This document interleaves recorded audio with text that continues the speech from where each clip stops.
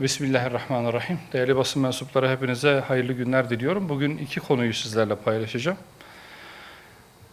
Medreseler, ilim ve irfan geleneğimizin en köklü kurumlarındandır. Bu kurumlar tarihsel süreçte yalnızca eğitim faaliyetlerinin yürütüldüğü yapılar olmanın ötesine geçerek toplumun ilmi, kültürel ve ahlaki dinamiklerine yön veren köklü müesseseler haline gelmiştir.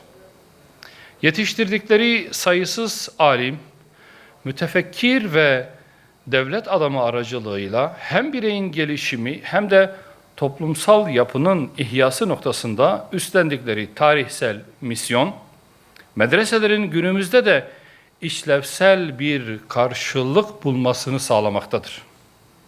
Nitekim medreseler, geçmişte üstlendikleri medeniyet kurucu rollerinin bir tezahürü olarak bugün de modernitenin getirdiği sosyo-kültürel karmaşa ve toplumsal çözülme karşısında ahlaki erozyona karşı direnç gösteren, bireye dingin bir entelektüel zemin sunan dinamik yapılar olarak varlık göstermektedir.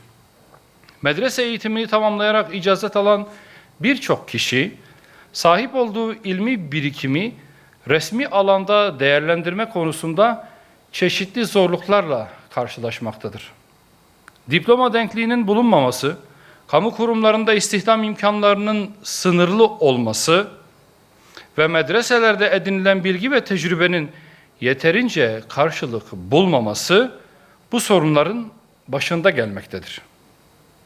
Bu nedenle medreselerin desteklenmesi, mezunlar için denklik ve akademik geçiş imkanlarının sağlanması, ilgili kamu kurumlarında uzmanlık alanlarına uygun istihdam modellerinin oluşturulması önem arz etmektedir. Ayrıca teknoloji, yabancı dil ve dijital araştırma imkanlarının güçlendirilmesiyle medreselerin çağın ihtiyaçlarına daha güçlü cevap vermesi sağlanabilir.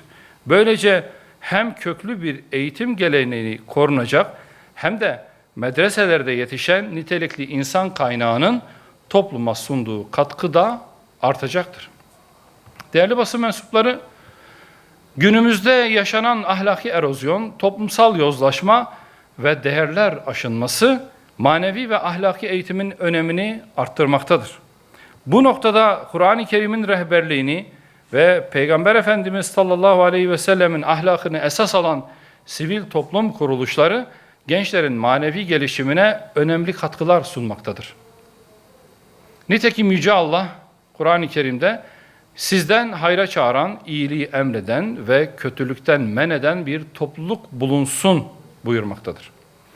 Özellikle toplumu Kur'an ve Resulullah'ın hayatıyla buluşturan, güzel ahlaka teşvik eden kuruluşların desteklenmesi, gençlerin zararlı alışkanlıklarından korunmasına ve daha bilinçli bireyler olarak yetişmesine katkı sağlayacaktır.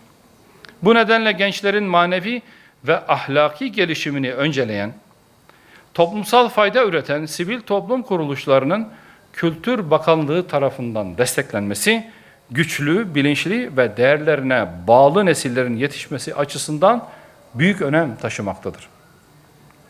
Toplumsal çözülmeyi önleme, hayati bir önem arz etmekte ve büyük çabalar gerektirmektedir.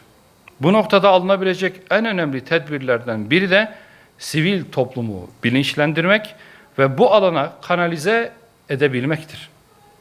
İfsat şebekelerinin yıkıcı faaliyetlerinin etkisini kırmak için ıslaha çalışan, saldırı altındaki manevi değerleri muhafaza ve tahrip edilenleri yeniden inşa eden sivil toplum kuruluşları muhakkak surette desteklenmelidir diyorum. Dinlediğiniz için hepinize teşekkür ediyorum. Hayırlı günler diliyorum.